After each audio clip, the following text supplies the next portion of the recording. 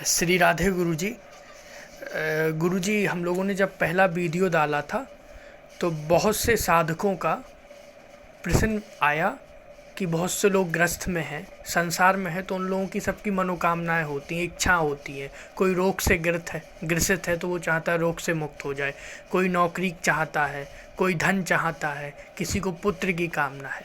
तो सांसारिक जीवन में आपने बताया था उस वीडियो में कि विष्णु सहस्त्रनाम के पास से संसार का प्रत्येक सुख पाया जा सकता है।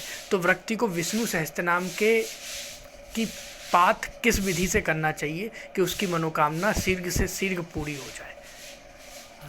ओम सहस्रशीर्षः पुरुषः सहस्राक्षो सहस्रपातो सर्वं तदाकाङ्गोलम् ओम पौरुकेभिर्गं सर्वं यच्च भाव्यं वृतामतसनोजन्येनातिबृहति।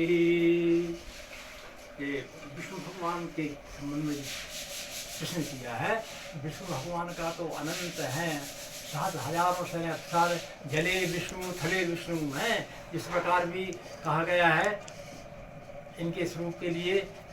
इस समय नवरात्रि कल से प्रारंभ होने वाली है। तो जले ज्वाला थले ज्वाला ज्वाला पर्वत मंडले और सर्वव्यापी ज्वाला ज्वाला देवी नमोस्तुते।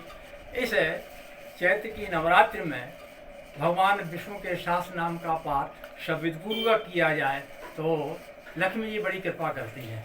और लक्ष्मी के केवल धन लक्ष्मी नहीं, लक्ष्मी के अनेक रूप हैं। सौभाग्य लक्ष्मी जो स्त्रियों को सौभाग्य देने वाले, धन लक्ष्मी, ऐश्वर्य लक्ष्मी, भोगर्ष लक्ष्मी हैं। लक्ष्मी कई रूपों में आती हैं। भगवान विष्णु के सहस्र नाम के पाठ करने से सुख, शांति, समृद्धि, वैभव लक्ष्मी का भी नाम सुना होगा। तो वैभव लक्ष्मी ये सब कुछ देने वाली हैं। ये हम उनसे क्या मांगे? वो सर्वशक्तिमान है, समन्वित हैं, सर्वशक्ति समन्वित। चैत्र की नवरात्रि में तो बहुत ही इनका अनंत फलदायक विष्णु सहस्र नाम है। लेकिन सब विधि पूर्वक यज्ञहीन सो विधिहीन यज्ञ सो सद्या करता विनश्यति। ये वाल्मीकि रामायण में आया है। इसमें जो यज्ञ, जो साधना, जो पाठ, जो पूजन जो किया जाता है उसको अगर विधिहीन से करेंगे तो सद्या करता विनश्यति। तो समझ लीजिए कि विनश्यति शब्द आया है। हम तो अपने मुँह से नहीं कह सकते हैं, लेकिन इसके लाभ भी मिलते हैं, इनकी हानि भी साधक लोग उठाते हैं।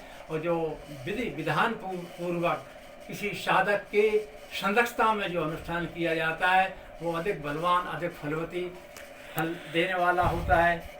तो चैत्र की नवरात्रि में विधि पूर्वक अगर इसका हम ध्यान करें, पूजन करें, फिर हम इसके बाद में शास्त्र नाम का पाठ हम करें। जिस प्रकार की अगर पिताजी नाराज हो जाते हैं तो माँ के पास में बालक पहुँचता है, तो माँ से प्रार्थना करता है, माँ से निवेदन करता है कि पापा जी हमसे संतुष्ट हैं, अप्रसन्न हैं, आप उनको प्रसन्न कराइए। तो ये संतों ने कहा है, ऋषियों ने कहा है कि नवरात्रि में सारी देव शक्तियाँ पृथ्वी मंडल पर, भूमंडल पर आ जाती हैं, तो वो कृपा करती हैं। इसलिए हर जगह हवन होते हैं, यज्ञ होते हैं, महायज्ञ होते हैं, और घर घर में साधना होती है इस नवरात्रि में। और विष्णु सहस्र नाम का अगर यहाँ पाठ किया जाए, उनका ध्यान करके, सबसे पहले तो ये है कि हम किस स्वरूप का ध्यान कर रहे हैं। तो गुरुजी विष्णु सहस्त्रनाम के कितने पाठ कर लेने चाहिए साधक को, कम से कम संकल्प लेकर? बिना संकल्प तो कुछ होता ही नहीं है। हाँ। हम घर से निकलते हैं तब भी संकल्प ही लेकर चलते हैं कि हमको यहाँ पहुँचना है, इससे हमको मिलना है, इससे हमारी वार्तालाप होगी। तो हम कोई भी काम करते हैं संकल्प तो आते ही रहते हैं। तो बिना संकल्प के तो करना ही नहीं चाहिए। संकल्प क्या है? लोग संकल्प को समझते नहीं है। भगवान का स्वरूप ही संकल्प है। वे अनंत कृपा करते हैं। जब